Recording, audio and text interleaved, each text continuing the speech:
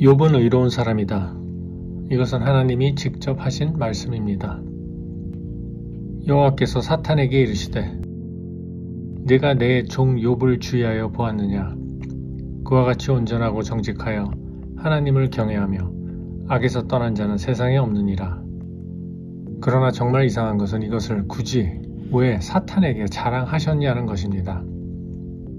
마치 도둑이 보석상을 털려고 들어왔는데 주인이 자기 집에 가장 큰 다이아몬드를 도둑에게 알려주는 것 같다고 존 파이퍼 목사가 얘기했습니다. 그러나 하나님이 사탄과 그 지배하에 있는 세상에게 그분의 가장 큰 보물을 알려주시는 경우를 우리는 신약에서 또한 목격합니다. 하늘로부터 소리가 있어 말씀하시되 이는 내 사랑하는 아들이요 내 기뻐하는 자라 하시니라. 즉 하나님이 이렇게 하시는 경우는 바로 하나님의 영광을 위해서이고 사탄의 지배하에 있는 이 세상에게 마치 선전포고를 하시는 것 같습니다. 사탄이 조금이라도 부담스러웠다면 사탄에게 알려주시지 않았겠죠. 마치 사탄에게 네가 아무리 날뛰어도 결국 넌 내 손 안에 있다 라고 하시는 것 같았습니다. 그런데 사탄이 그 다음에 하는 말은 우리 모두의 양심을 깊이 파고듭니다. 사탄이 여호와께 대답하여 이르되 욥이 어찌 까닭 없이 하나님을 경외하리이까. 주께서 그와 그의 집과 그의 모든 소유물을 울타리로 두르심 때문이 아니니까. 주께서 그의 손으로 하는 바를 복되게 하사 그의 소유물이 땅에 넘치게 하셨음이니이다. 이제 주의 손을 펴서 그의 모든 소유물을 치소서. 그리하시면 틀림없이 주를 향하여 욕하지 않겠나이까. 번영 신학이 당연히 옳지 않다고들 하지만 마음속 깊이 여기에 해당하지 않는 사람이 과연 얼마나 될까요? 하나님이 주시는 복보다 하나님 자체를 사랑하는 사람들이 얼마나 될지 말입니다. 그리고 아마 모두들 한 번쯤은 여기서 시험을 받았을 것입니다. 여호와께서 사탄에게 이르시되 내가 그의 소유물을 다 내 손에 맡기노라. 즉 누가 봐도 이것은 사탄이 하나님을 자극하는 것인데 마치 하나님은 내기에 응하듯이 그것을 허락하셨다는 거죠. 남의 일 같지가 않습니다. 어떻게 하나님이 이러실 수 있나. 게다가 한 번도 아닌 두 번씩이나. 너무나도 부당하다는 생각이 마음을 사로잡습니다. 저는 초신자 때는 물론이고 어려움이 닥칠 때마다 이런 생각이 들었습니다.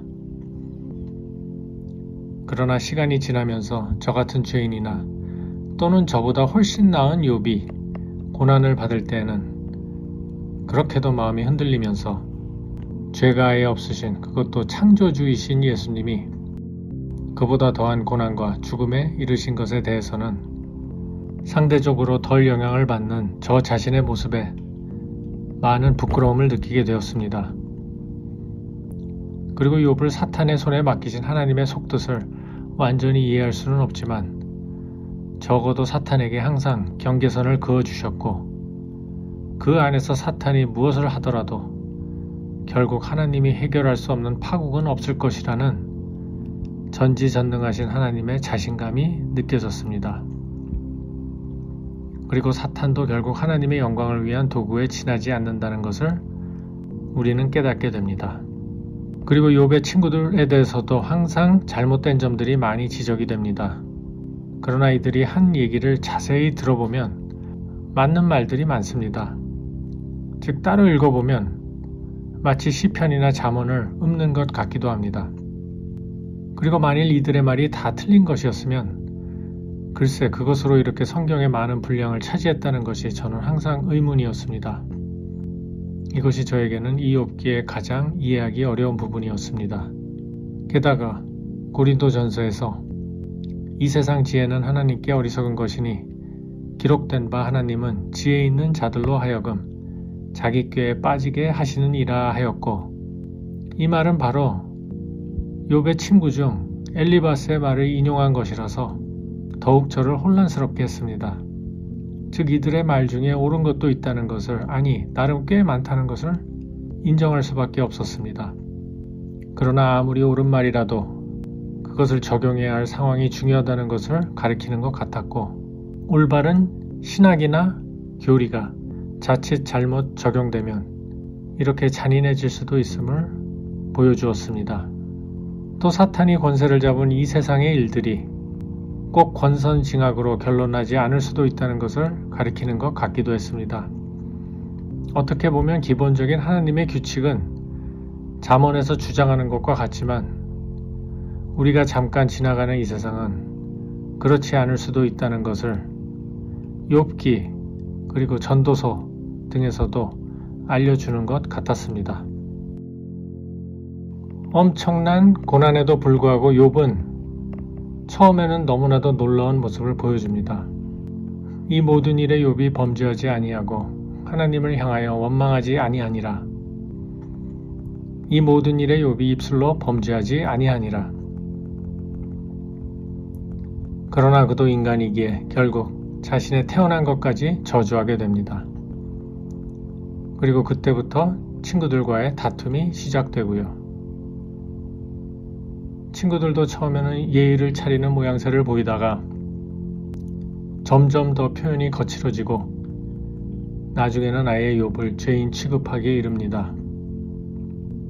그러나 여기서 특이한 것은 욥이 괴로운 마음을 표현할 때 사탄에 대한 언급은 전혀 없다는 것입니다. 그리고 이 고난의 주체가 하나님이심을 고백하고 오직 하나님에게 온전히 집중한다는 것이죠. 그리고 이 와중에 욥은 끝까지 선을 넘지는 않습니다. 그러나 내가 가는 길을 그가 아시나니 그가 나를 단련하신 후에는 내가 순금같이 되어 나오리라. 내가 그의 입술의 명령을 어기지 아니하고 정한 음식보다 그의 입의 말씀을 귀히 여겼도다. 나의 정당함을 물리치신 하나님, 나의 영혼을 괴롭게 하신 전능자의 사심을 두고 맹세하노니 결코 내 입술이 불의를 말하지 아니하며 내 혀가 거짓을 말하지 아니하리라. 그리고 이 책에서 가장 놀라운 것은 이때 예수님 그리고 부활에 관한 얘기가 나온다는 것입니다. 고난 끝에 욥의 입으로 엄청난 깨달음이 선포되는 순간이죠. 내가 알기에는 나의 대속자가 살아계시니 마침내 그가 땅 위에 서실 것이라. 내 가죽이 벗김을 당한 뒤에도 내가 육체 밖에서 하나님을 보리라. 내가 그를 보리니 내 눈으로 그를 보기를 낯선 사람처럼 하지 않을 것이라.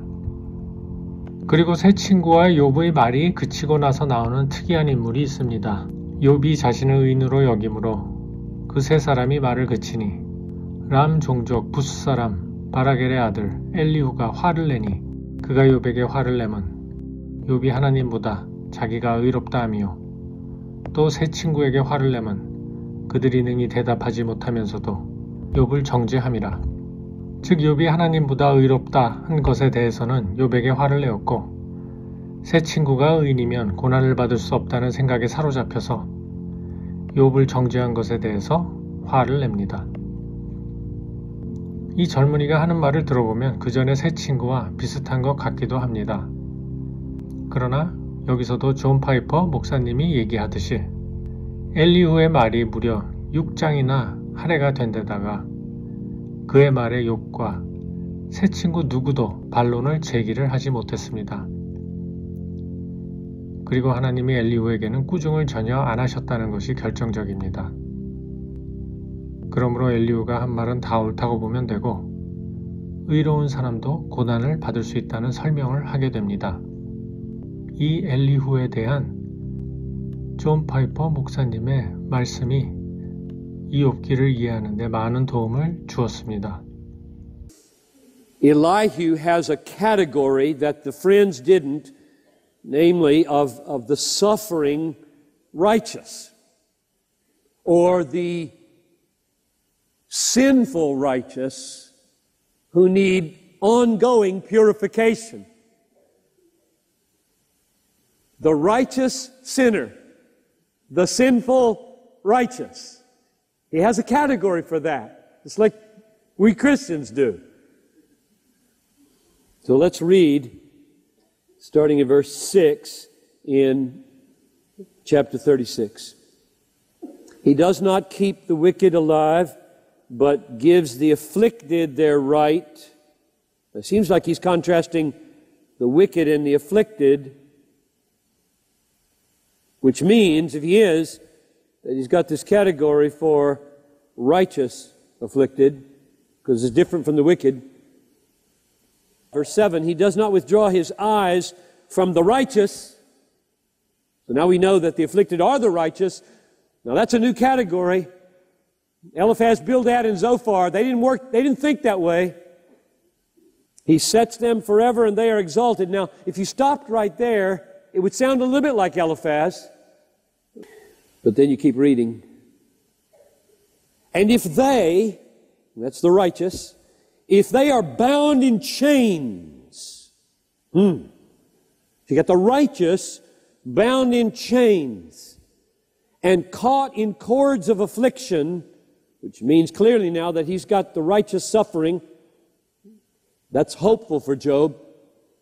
Then he declares to them their work and their transgressions, that they are behaving arrogantly. And he opens their ears to instruction and commands that they return from iniquity. Now focus on that little phrase. He opens their ears.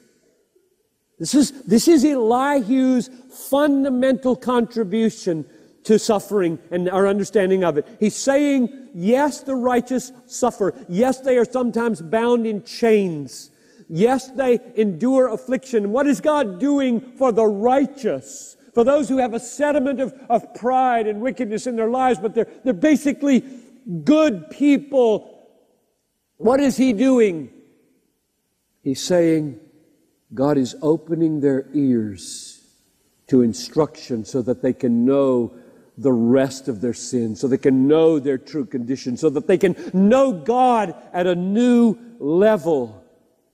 Drop down to verse 15. He delivers the afflicted by their affliction and opens their ear by adversity. That's his theology of suffering for the righteous.